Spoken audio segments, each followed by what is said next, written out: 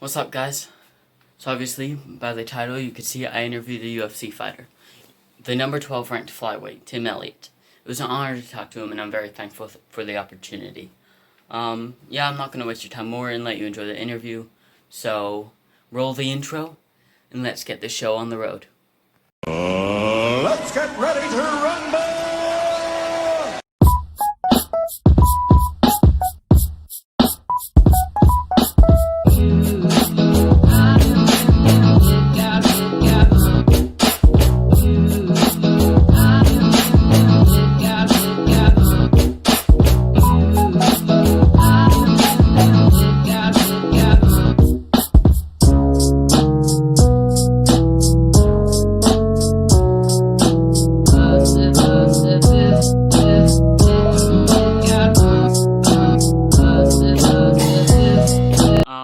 So you grew up in Wichita, Kansas, and why did you get into MMA through? Was it living there, or how did you get into it? Yeah, grew up in Wichita, Kansas. Moved in with my dad when I was in the third or fourth grade. I didn't really have any skills. I never did any sports. I tried baseball and basketball and soccer and football, and I wasn't athletic enough to really do any of that. So then I started wrestling. I didn't really want to match hardly until getting close to high school, and then won a state champion in high school, won a state title in high school, went to college for wrestling, All-American 4 times in college, Oh wow! won a national title in college, and then I went to college for like 8 or 9 years. I got a bachelor's degree and an associate's degree, and then even after wrestling was over, I stuck around and did a few years of student assistant coaching there at a University of Central Oklahoma. And then I went straight from there into fighting. I've never really worked a real job, never had a 9 to 5. I've always either just went to school and then wrestled, or and then after that I was a professional fighter. So I fought for years where I didn't make any money, and then here in the last few years I've finally made enough to support my family. So Yeah. it's been a long, interesting road. Yeah, that's interesting. But when you got into the MMA, did you have a guy you preferred to watch on fights? Did you watch a lot of fights? Yeah, not a lot. I had weird guys that I liked. Charles Bennett, Charles Felony Bennett. Now I think he has a different name now. And then Genki Sudo, guys that had real weird fighting styles. Not real popular. I guess Genki Sudo was a popular guy, but just it was kind of I like the WWE side of fighting. I didn't like the real traditional guys. I like the weird, awkward guys. So yeah, those 2 guys were people that I saw, and I was like, okay, that's something that I want to do. Yeah. Well, I mean, I have a Conor McGregor poster behind me. All right. I'm a big fan of Conor McGregor. Yeah, a lot of people are. Yeah, I mean, I'm part Irish, so. All right. The one Irish fighter other than Joe Duffy. So. I'm intrigued by this because a lot of fighters, they have to cut weight. So what is your normal weight outside of having to train or having to fight? It just depends. Right now I'm walking around about 148, 149 pounds. So not too big. Some guys get really big. After the Demetrius Johnson fight, or I almost missed weight for the Demetrius Johnson fight. So ever since that fight, I kind of have PTSD from the bad weight cut. So I keep it a lot lower now, and I'm more strict with it. So I don't get too big. I know some guys do, but also a lot of guys miss weight. I've 14 or 15, I don't know how many fights in the UFC, but I've never missed weight and only really had one scare. So I feel pretty blessed in that sense. But yeah, that's just part of the sport right now. It's not everybody does it, but especially the flyweights, a lot of guys, I'm right in between there. Should I be at 25 or 35? And I finally have the UFC PI now, and it makes the weight cutting a lot easier. So with that, do you think, so you said you're around 145, do you think, or 140, do you think you could make a move up to bantamweight sometime, or are you going to stick with flyweight?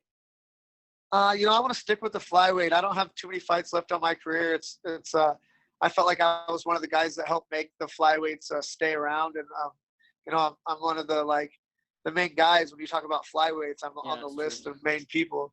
So I don't want to go to bantamweight unless I have to. I've never missed weight. It's getting easier the older that I get. I'm being smarter with what I eat and how I train. So I feel like flyweight's my home for now anyway, unless something intriguing comes along. Yeah. Like if Sean O'Malley offers you something. Yeah, any money fight, I'm down for it. Yeah, because he's big money, so you would probably get good money for that fight. Even the Cody Garbrandt, Cody coming down to 125, I feel like that would be a good one just because, he's a popular guy, heavy hitter. Fight, so he just got a fight, I think. Yeah, he's fighting Figueiredo for the belt. Yeah. So you were on The Ultimate Fighter, obviously, right? And I wanted to ask because you were one of the older people, did you see yourself in a mentor role for the younger fighters trying to make a name for themselves? Or are you just focused on getting to the win? Not really, man. I was a miserable prick on The Ultimate Fighter. It was a lot of those guys were little and young guys, and I had to cut a bunch of weight the whole time. And then the guys who lost, they were off the show. They could do whatever they wanted. So I wasn't real happy. I was pretty much starving the whole time, and it wasn't a fun time for me. I was a guy that was used to owning his own house and living in his own house, had a kid already, to moving in with a bunch of kids that didn't know how to take care of themselves and didn't know how to piss on the toilet seat and didn't know how to not piss on the toilet seat or clean up after themselves. So, it was a struggle for me. So, no, I don't feel like I was much of a role model to the younger guys on the show. Maybe a few guys. There's guys like Brandon Moreno, he was the number 16 seed, really good guy. But I told my dad after the show, I was like, yo, this kid's going to be the UFC champion one day. He's good. He had a tough showing. He fought Pantoja his first fight in. They had a banger. That kid. I told my dad right away. I was like, this kid's gonna be the champ one day. So there's certain guys like that maybe that guys I was close with, but for the most part, I was in there trying to win a world title. So I was worried about me mostly.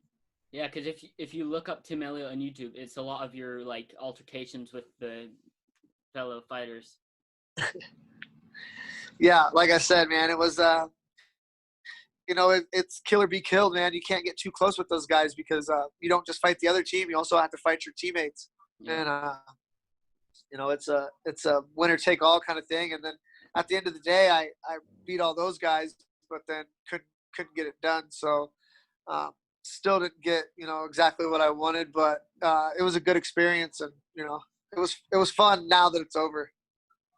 I mean, you're in the UFC, so you can't really complain, right? That's true. I've been in and out. But you're back in for now.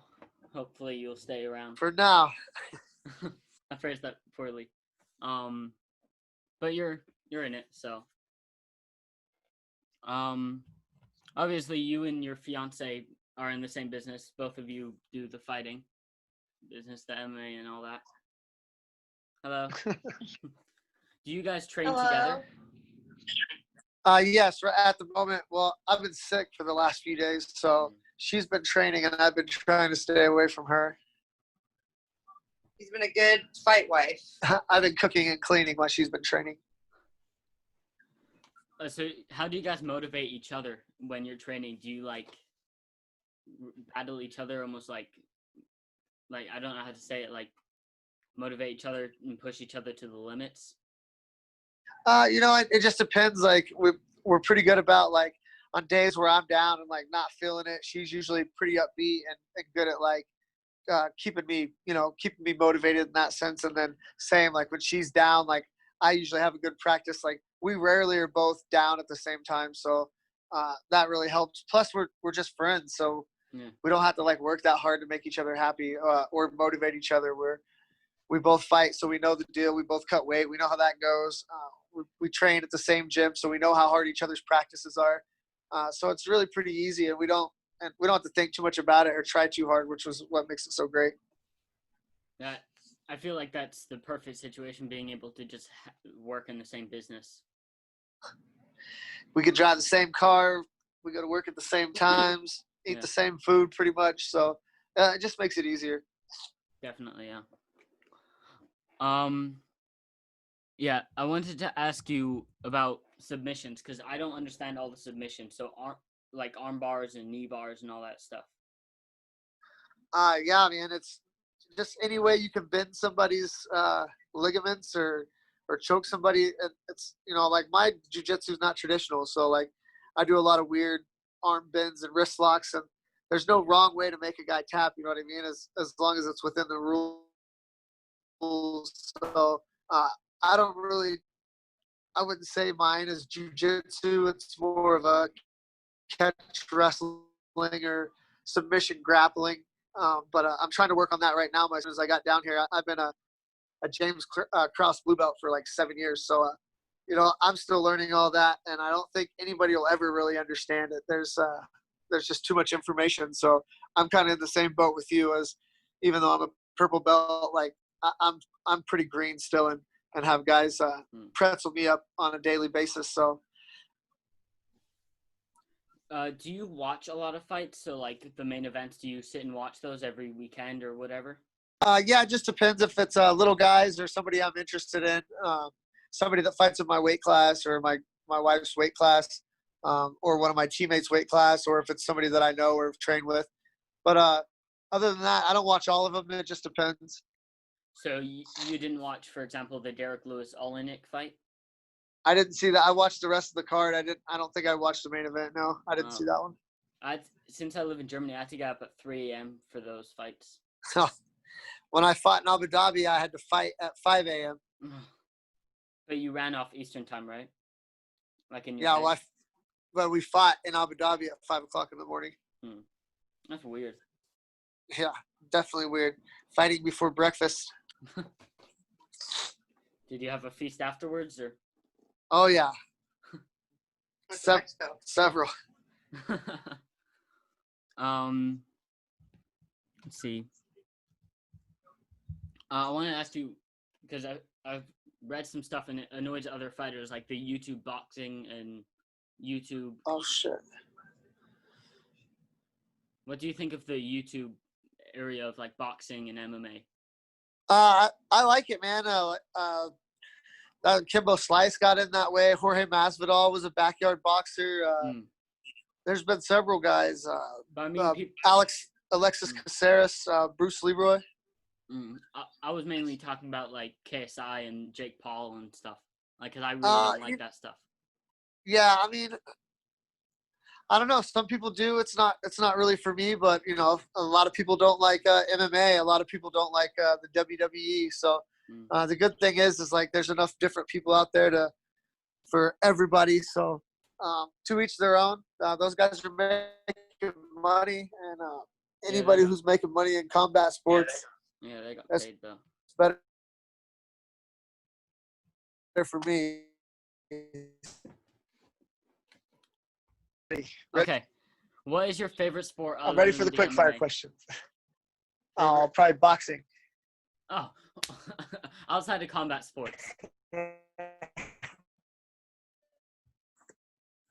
All right, outside of combat sports. All right, let's start fresh. Let's go hockey. Hockey. Okay, so do you have a favorite team? Hockey. Probably the Las Vegas Knights right now. I've only been to one professional game, but it was pretty cool, so I'm going to go with hockey. Are you a big football fan in any way, or soccer? No, I actually, and American football neither. Not a big fan, but I bought season tickets to the football fan, or either one. Okay. What is your favorite training snack? Oh man, pickles. Pickles. Oh, I was expecting like granola bars or something. Not pickles. Okay, favorite meal that you can't have when training for a fight?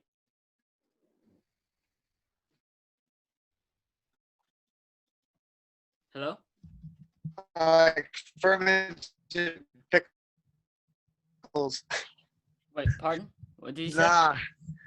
Pizza. Pizza. Shit. Pizza's good. Can you hear me now? Yeah, I can hear you. Oh, good. Your video's frozen, but it's okay. Fuck. And it's all cool. It's all cool. What was your funniest fan interaction? like post-fight, pre-fight, or online? I've had several. I've had guys. I had somebody take my hat off my head at one of the fights, and then afterwards he found me in the hallway and wanted me to sign it. So I just took my hat back from him. Oh. And then, what is your funniest interaction with another fighter? On the Ultimate Fighter on my season, I had several, but Yeah. probably on season 25 with James Krause, when Julian Lane and all those other guys were pushing me around the house. That was probably my favorite and funniest interaction with a fighter. The one with the "Let me bang, bro" or something Yeah, else? yeah. Yeah, I saw that on Twitter. You retweeted it because I can't watch The Yeah. Ultimate Fighter, but I found some clips. Yeah, that's great for me. I watch that a couple times a month. It's funny. I first saw the "Let me bang, bro" thing on TikTok. And I was like, but wait, what did he mean by that though? Like, I'm not even sure. I don't think anybody knows. was he trying to say like "let me hit him" or something? Yeah, I guess. I'm not sure, man. I really don't know. Yeah. I don't think anybody knows. Maybe he does. Maybe you could get him on and interview him next. Both of you guys, that would be funny. Oh, yeah. Let's see. Favorite fighter of all time? Charles Bennett. Charles Bennett. Okay. Crazy. Used to be Charles Crazy Horse Bennett, but I think now he's Charles Felony Bennett. He never made it to the UFC. Okay, that's probably why I haven't heard of him. You have to do a YouTube search. Oh, I will definitely. Yeah. He's crazy. Favorite fight of yours? Probably my first fight when I got fired by the UFC the first time, when I fought Elliott Santos in Titan. I had nothing to lose, man. I was jumping around like crazy, and I just was really having a good time in that fight. I didn't make any money, but it was a fun fight. Well, you ended up being the champion of Titan FC, right?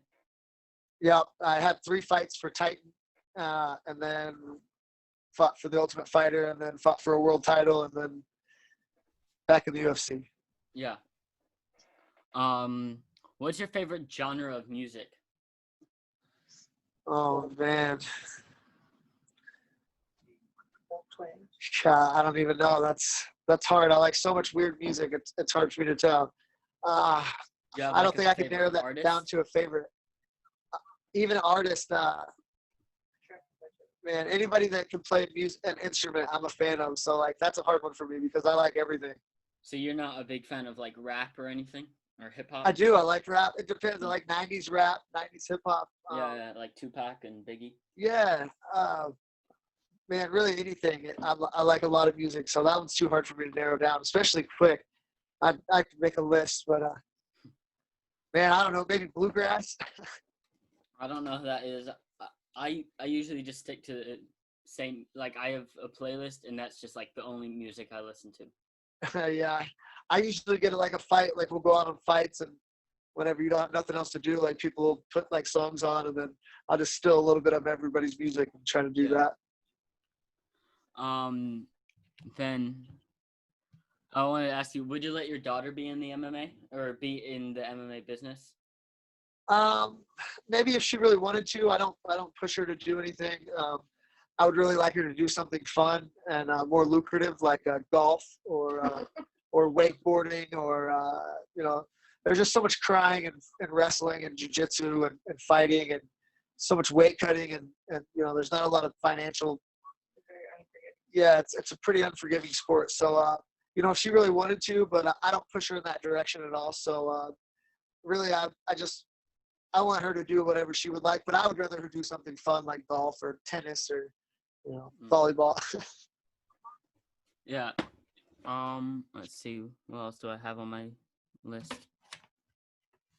Wait, I have more questions on my phone, I think. My dad wanted to ask you this. So my dad is 6'4", 220 pounds. Do you think you could take him in a fight? He wanted me to ask you that. Man, I don't know. It just depends on how good of a fighter he is. He plays golf. Yeah, well, does he get a golf club or no? No, I don't know. I'm not. I'll be a bad judge of that. I'm not much of a fighting outside of the UFC. I don't really want to get in any altercation unless I get paid to do it. So usually I only fight guys that weigh 125 pounds. Yeah. Tell your dad to pick on people his own size. So in May you fought Brandon Royville and you lost, but that fight was on short notice. Do you think if you had a full camp you could have beaten him? Yeah, I think I should have beaten him, without the full camp. I just I got a little overzealous. Not to take anything away from Brandon, man. He's a tough kid. He's got a bright future ahead of him, but there's a lot of guys in the UFC that will give him problems, and I don't want to say I took him lightly. I wasn't really prepared to fight. I was with the COVID going on and everything. I just wasn't really prepared, and he got the best of me that day. But no, I think a full camp would have made things a lot different for that fight. Yeah, I thought so. So you're ranked 12 on the rankings. Did you know that? Number 12? Nope. I had no idea. Who do you think you should fight next? Are you going to go below 12 or do you think you should go higher than 12 and fight like the number 10 guy? Man. Yeah, I don't know. I've hardly ever fought anybody outside of the top tier, so it just depends. I don't really ever see a contract or anything. My manager just takes care of all that, so they just tell me when and where, and that's usually what I go for. I don't really have any preferences. I would like to just be able to stay ready and take short notice fights. That's really what I like to do as long as I'm training. And that was one of the reasons why I left Las Vegas, is the training was a little bit different. And like with the COVID going on in Kansas City, there's less people, so it's a little more laxed on how much training I can do. So you fought Paul Benoit in Abu Dhabi and you won that fight. And you said in pre-interviews that could be your toughest challenge yet. Now, do you think? Yeah, I mean, Ryan's a heavy hitter. I think that's a good way to beat me, is knock me out. He's got heavy hands. I think he came out hard in the first round. I knew he was going to.